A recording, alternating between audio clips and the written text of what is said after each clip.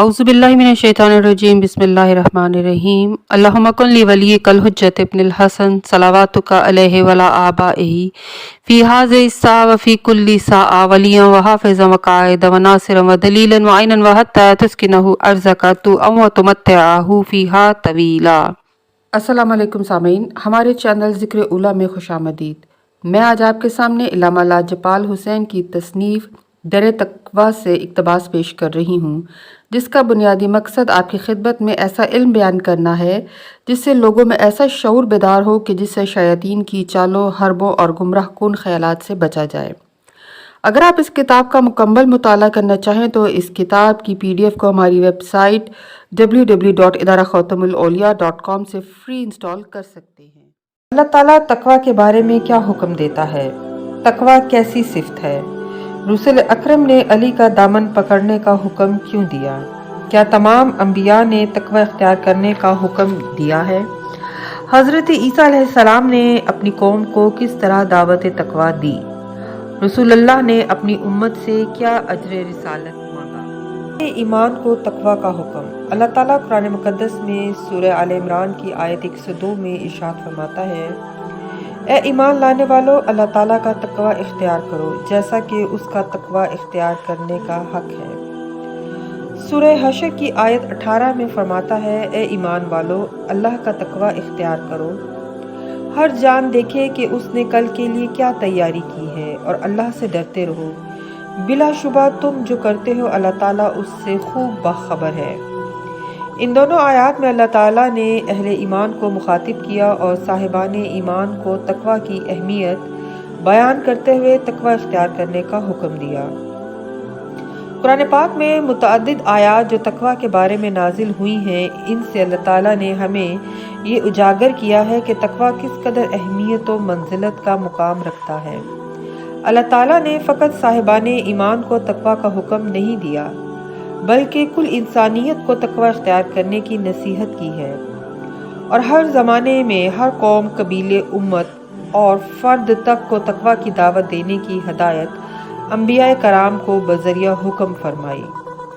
यानी आदम से लेकर ईसा तक हर नबी अपने ज़माने में तकवा इख्तियार करने का हुक्म देता नज़र आ रहा है कि जो इस बात का बैन सबूत है कि तकवा वो सिफ्त है कि जिसके ज़रिए कोई भी बंदा अल्लाह की बारगाह में और अनवार मासूमीन के कुर्ब में रह सकता है। तमाम अमाल व फ़रूआत वो वसीला हैं कि जिनके ज़रिए नूर तकवा हासिल होता है। कुरान मुक़द्दस में अल्लाह ताला सूरह शोरा की आयत 141 से 150 में फरमाता है, समूदियों ने पैगंबरों की तकज़ीब की, जबकि उसके भाई सौले ने उनसे फरमाया, क्या तुम मुत्तकी नहीं बनते? बिलाशुबा मैं तुम्हारी तरफ अमानतदार रसूल हूँ, सो तुम अल्लाह का तकवा इख्तियार करो और मेरी अताअत करो। मैं इसकी बिना पर तुमसे कुछ बदला तलब नहीं करता, मेरा अजर तो अल्लाह के पास है। क्या तुम उन चीज़ों में जो यहाँ हैं अमन के साथ छोड़े जाओगे? यानी बागों, चश्मों, खेतों, खजूरों जिनके शगुफ़े लटके पड़े हैं, और तुम पहाड़ों को तराश तराश कर इतराते हुए मकानात बना रहे हो। बस तुम अल्लाह का तकवा इख्तियार करो और मेरी अताअत करो। सूरह अनकबूत की आयत 16 में फरमाता है, और हमने इब्राहीम को पैगंबर बनाकर भेजा, जबकि उन्होंने अपनी कौम से फरमाया कि तुम अल्लाह की इबादत करो और उसका तकवा इख्तियार करो, इसमें तुम्हारे लिए खैर है अगर तुम जानते हो।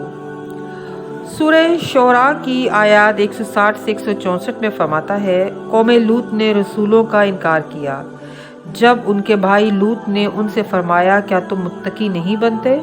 बिलाशुबा मैं तुम्हारी तरफ अमानतदार रसूल हूँ, बस तुम अल्लाह ताला का तकवा इख्तियार करो और मेरी अताअत करो। मैं तुमसे अजर नहीं मांगता, मेरा अजर अल्लाह के सुपुर्द है।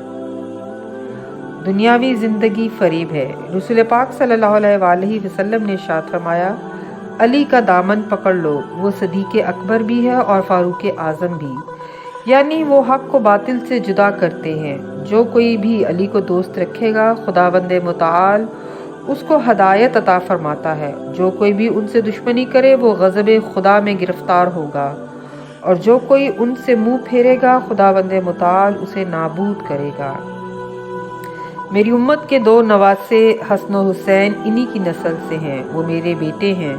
حسین کی نسل سے برحق امام اور الہی رہبر ہے کہ خداوند عظیم نے میرا علم و فہم انہیں عطا کیا ہے، لہٰذا انہیں دوست رکھیں، ان کے سوا کسی اور کی پناہ مت حاصل کریں۔ اگر تم لوگ ایسا کرو گے تو خداوند متعال کا غضب تمہیں اپنی لپیٹ میں لے لے گا، اور جو کوئی غضب خدا میں گرفتار ہوگا وہ نابود ہو جائے گا، اور دنیاوی زندگی سامان فریب کے علاوہ کچھ نہیں۔ سورہ شعراء کی آیت 177 سے 180 میں فرماتا ہے، حضرت شعیب نے فرمایا کہ کیا تم متقی نہیں بنتے؟ بلا شبہ میں تمہاری طرف امانت دار رسول ہوں، تم اللہ کا تقوی اختیار کرو اور میری اطاعت کرو، میں تم سے اجر رسالت نہیں مانگتا، میرا اجر تو اللہ کے سپرد ہے۔ سورہ صافات کی آیت 123-124 میں فرماتا ہے، بلا شبہ الیاس پیغمبروں میں سے ہیں، جبکہ انہوں نے اپنی قوم سے فرمایا کہ تم تقوی اختیار نہ کرو گے۔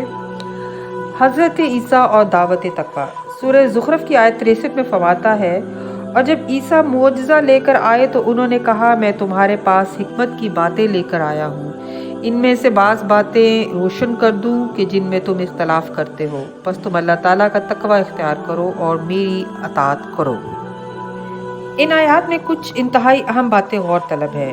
اول، ہر نبی اور رسول امین ہے، ہر نبی اور رسول دعوت تقوی دے رہا ہے۔ ہر نبی نے یہی کہا کہ میرے دین کی دعوت دینے کا اجر اللہ کے پاس ہے۔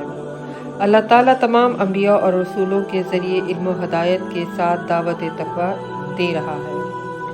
تمام رسول ایک دعوت تقوی دیتے رہے اور دوسرا اپنا اجر اللہ کے سپرد کرتے رہے، مگر جب رسول پاک تشریف لائے تو آپ نے اپنے اجر کو طلب فرمایا اور کہا، سورہ شورى کی آیت 23 میں، کہ میں تم سے اجر رسالت نہیں مانگتا مگر میرے اقربا کی مودت۔ ہر نبی کا اجر اللہ کے پاس ہے۔ محمد صلی اللہ علیہ وآلہ وسلم کا اجر اہل بیت کی مودت ہے۔ لیکن کیا خوب کمال ہو گیا کہ رسول کریم صلی اللہ علیہ وآلہ وسلم نے ایک جنگ میں علی کے جاتے ہوئے قدموں کو دیکھ کر یہ فرمایا کہ علی کی محبت ایمان بھی ہے اور تقوی بھی ہے، دل میں آئے تو ایمان ہے، اعضاء و جوارح کے ذریعے ظاہر ہو جائے تو تقوی ہے۔